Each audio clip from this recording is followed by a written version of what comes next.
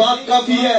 نبی پاک صاحب الاولاد مصطفیٰ جان رحمت کو جب کہا گیا کہ آپ کو ایک علی 10 سال والا بچہ مانتا ہے, مجھے نے تانا دیا, تو اس وقت سیدنا حضرت ابو بکر صدیق چیف جسٹس تھے, قاضی القضاء تھے, انہوں نے کہا میں مانتا ہوں معاذ شرائط سے کہ محمد رسول اللہ کے آخری نبی ہے. بات یہ ہے ماننے والے تو ایک نشانی سے مان جاتے, نہ مانتے تو کائنات پوری بنائی ہے خدا نے, پھر بھی کفر میں لوگ داخل ہو جاتے ہیں. ماننے کے لیے ایک نشانی کافی ہے. اب یہ سارا اس کی لب لباب, اس ساری چیزوں کا انتہا کیا ہے؟ میرا خدا ہے. یہ مجھ میں کوئی طاقت نہیں, مجھ میں کوئی ایسی ہمت و جرأت نہیں, کوئی ایسی طاقت نہیں. یہ طاقت تو میرے خدا کی ہے, لیکن صدقہ مصطفیٰ ہے, صدقہ ہے مصطفیٰ ہے. اگر مصطفیٰ کریم کا صدقہ نہ ہوتا تو پھر خدا کو کون پہچان دیتا, پھر خدا کی کیا پہچان ہوتی؟ اس لیے یہ خدا, ہم اس خدا کو مانتے ہیں, ہم اس خدا کو مانتے ہیں جس خدا کو مصطفیٰ نے بتایا, مصطفیٰ نے بتایا. تو بات یہ ہے کہ یہ ساری چیزیں انسان کے دل کے اندر جب نیت کا صاف ہو جاتا ہے تو پھر کوئی بندہ بھی در درویش سے شفا کے بغیر نہیں جاتا. بس یہی آرزو ہے, یہی التجا ہے, اے رب کہ جو بندے تیری رضا کی خاطر دربار عالیہ بلوڑا شریف پہنچے, تو اپنے کرم کے صدقے, تیرے کرم میں کیا کمی ہے, تیرے کرم میں کیا کمی ہے, تو اپنے کرم کے صدقے ان پہ کرم کر دے, ان پہ کرم کر دے, ان پہ رحمت کر دے. یہی رب کعبہ سے التجا اور دعا ہے.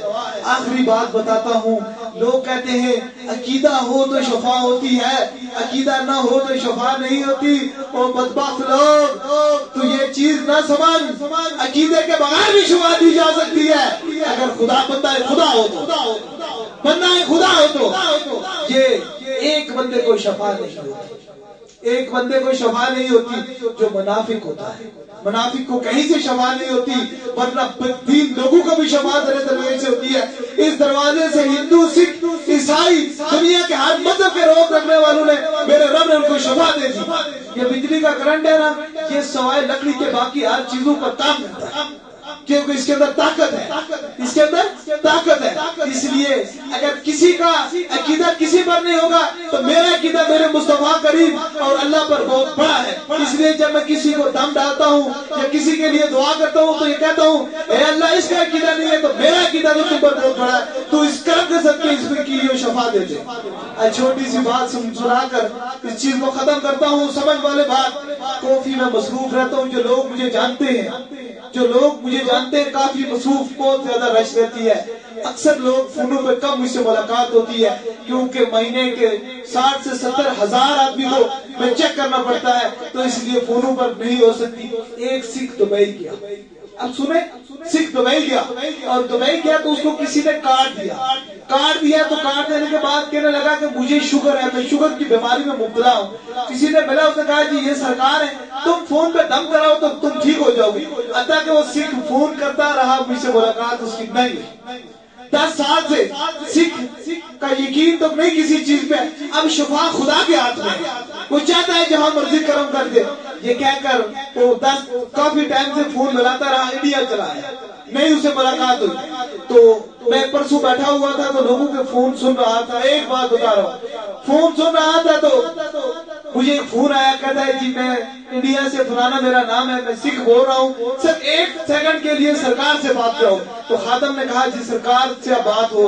کہنے لگا حضور میں 10 سال سے شوگر میں مبتلا تھا, اور کوئی علاج نہیں کرا سکا. میں واپس آ گیا تو ایک دن میں نے آپ کو کارڈ کو دیکھا, فون ملاتے ہوئے آپ کا نمبر نہ ملا. تو میں نے کہا جس خدا نے اتنی بڑی شخص کو طاقت دی ہے, اتنی تعریف دی ہے, میں اس کا فوٹو ہی سامنے رکھ کے رب سے دعا کرتا ہوں کہ یا اللہ مجھے یہ بیماری ختم کر دے. یہ سکھ کا کہنا تھا. کہتا ہے یہ کیا کر, میں ڈاکٹر کے پاس گیا تو میری شوگر 100% ٹھیک تھی, اور میں نے یہ کہتے ہیں عقیدہ کر دیا کہ میری زندگی میں جب سانس دی تو میں دربار عالیہ بلوڑا شریف میں حاضری دوں گا. بات کیا ہے, سمجھ والی ہے. شفا اس کو انڈیا میں کس نے دی؟ میرے خدا نے. کائنات کی کسی جگہ بھی کوئی اگر شفا دیتا ہے تو وہ صرف خدا دیتا ہے, خدا کے بغیر کوئی شفا نہیں دیتا.